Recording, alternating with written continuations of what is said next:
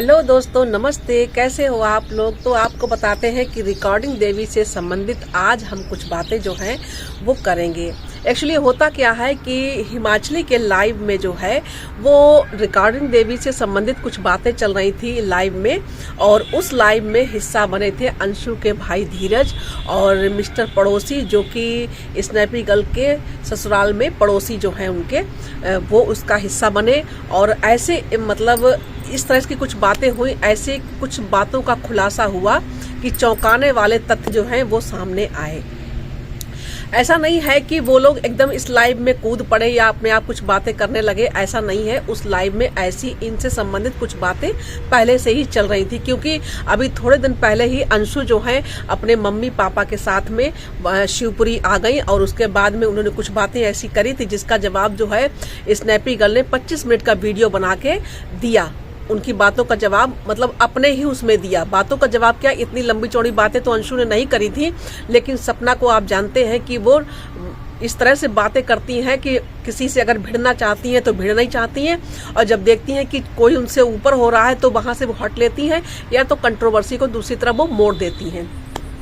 तो होता क्या है कि हिमाचली के लाइव में सारी खत्म ही होने वाला था, लाइव खत्म ही होने वाला था, लेकिन तब तक जो है धीरज भैया का उसमें कमेंट आता है एक, और वो कहते हैं कि 1 महीना भी नहीं बीता था सूरज भैया को, और अगले ने मतलब जो है 1 महीना भी नहीं बीता था और उनको छोटे जो देवर हैं उनको अंगूठी पहना दी। तो होता ये है कि उसमें उन्होंने बताया कि 10 मई को जो है सूरज का देहांत हो जाता है, और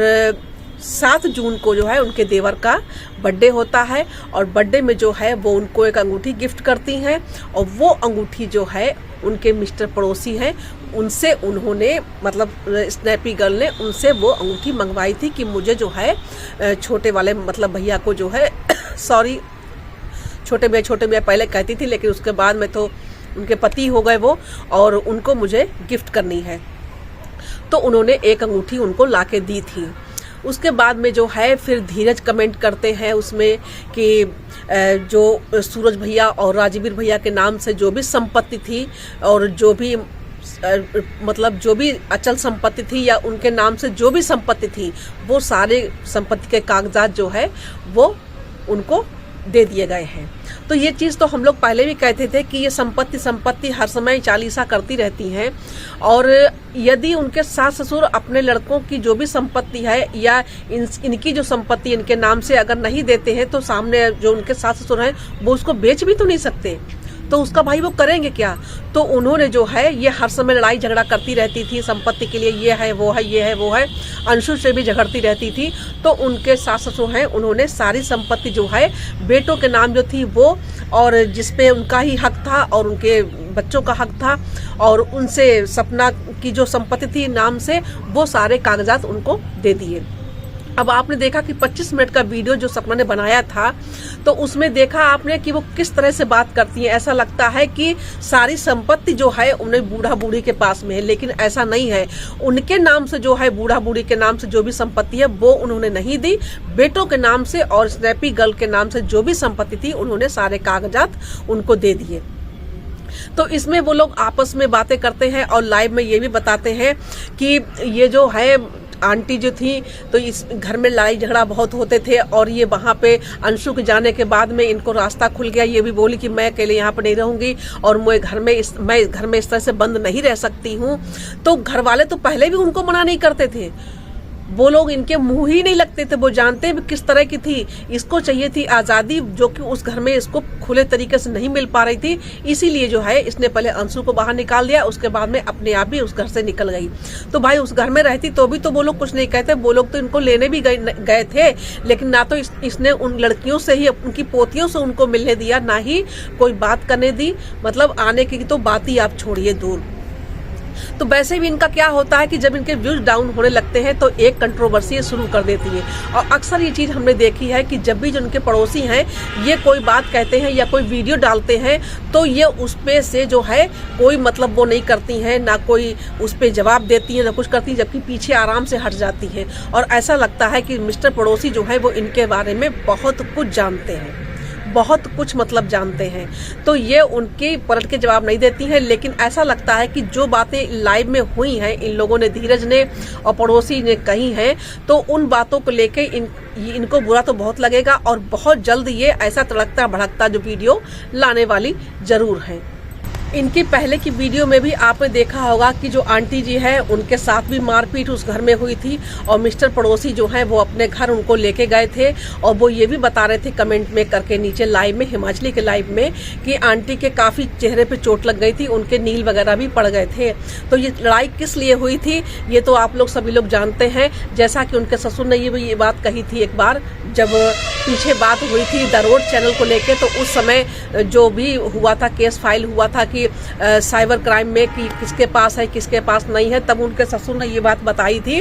कि मैं थूकूंगा, अगर मैं आसमान की तरफ मैं थूकता हूं तो वो मेरे मुंह पे ही गिरेगा, यानी मैं अपनी, मेरे घर की इज्जत जो है, मेरे घर की इज्जत है वो ही बाहर जाएगी और मेरी बहू की इज्जत ही जाएगी, तो समझो मेरी इज्जत जा रही थी। इसलिए उन्होंने इससे संबंधित ज़्यादा बातें नहीं करी, जबकि सपना एक भी चीज़ उनके बारे में नहीं छोड़ती हैं। और उस पिछले वीडियो में आपने देखा होगा उनके कि 25 मिनट का जो वीडियो उन्होंने बनाया था अंशु की बात पे, तो उसमें वो ज़्यादातर यही बात कह रही थी कि अंशु तो उनका ध्यान रखना, और ये नहीं है कि तुम लोग लालच के लिए उनका सब कुछ है वो उनका ले लो, फिर बाद में उनको ऐसे ही छोड़ दो तो तुम्हें पाप लगेगा, और वैसा भी मेरे हिस्से का, मेरे बच्चों के हिस्से का सब कुछ अब तेरे ही नाम हो जाएगा, या तू, तेरे परिवार वाले उसका फ़ायदा उठाएंगे, तू उठाएगी। मतलब इस तरह की बातें उन्होंने बहुत 25 मिनट के वीडियो में जो भी उन्होंने बनाया, ये सारी बातें संपत्ति से ही संबंधित सारी बातें वो करती रही।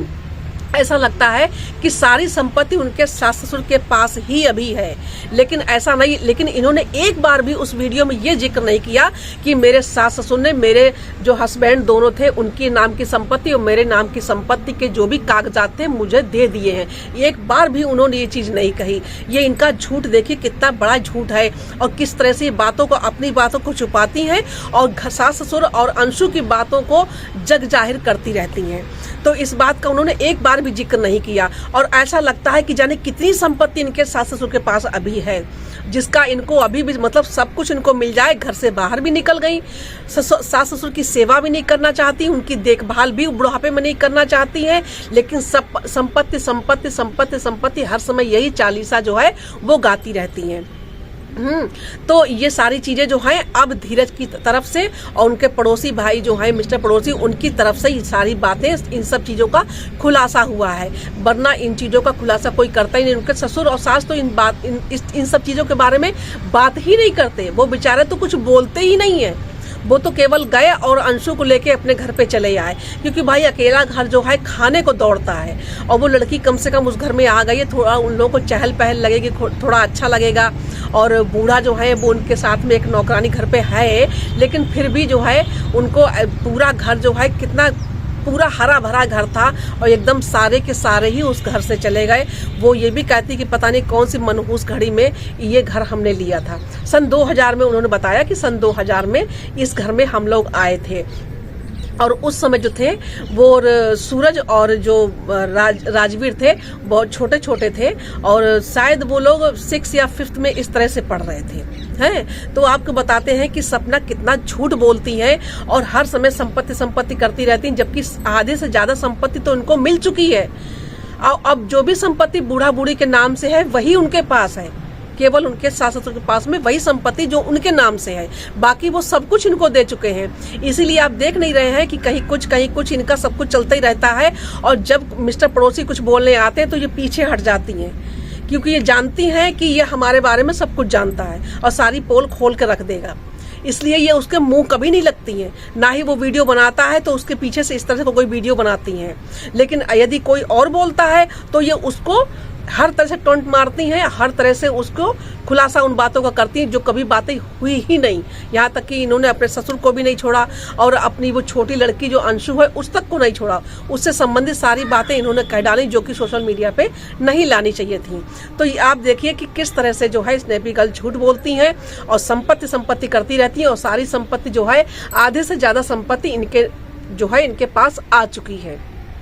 जबकि कहती यही है अंशु से कि मेरी बेटियों का हक भी तू ले ले, है मुझे कोई कुछ नहीं चाहिए, मुझे कुछ भी नहीं चाहिए, मेरे पास भगवान का दिया हुआ सब कुछ है, मुझे कुछ नहीं चाहिए, मैं अपनी लड़कियों को देख लूंगी, पढ़ा लिखा लूंगी, सब तरह से मैं सब कुछ कर लूंगी। तो भाई सब कुछ तो तुम्हें वो दे चुके हैं, तो अब क्यों रो रही हो तुम?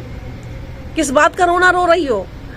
अब वो अपने जीने खाने के लिए भी ना छोड़े, और कहती तुम अपने वीडियो में यही हो कि मम्मी पापा आप लोग अपने नाम से कुछ बचा के रखना, वरना वही होता है कि मधुमक्खी की छत्ते में जैसे मक्खियां लिपटी रहती हैं, उस तरह से अभी आपके पास है तो लोग लिपटे रहेंगे, उसके बाद में सब कुछ आप इधर उधर बांट दोगे, दे दोगे, तो आपको सब छोड़ के भाग जाएंगे। इनकी बातें इस तरह से होती हैं। तो आज का वीडियो यहीं पे ख़त्म करते हैं और फिर देखते हैं, भाई इंतजार कर रहे हैं बहुत जल्द हम कि जो है स्नैपी गर्ल कैसा तड़कता वीडियो लेके आती हैं, क्या वो अंशु के लिए बोलती हैं और क्या इन दोनों की बातों का वो जवाब देती हैं। तो चलते हैं, अगले वीडियो में आपसे फिर मिलेंगे, तब तक के लिए नमस्ते, धन्यवाद, बाय बाय।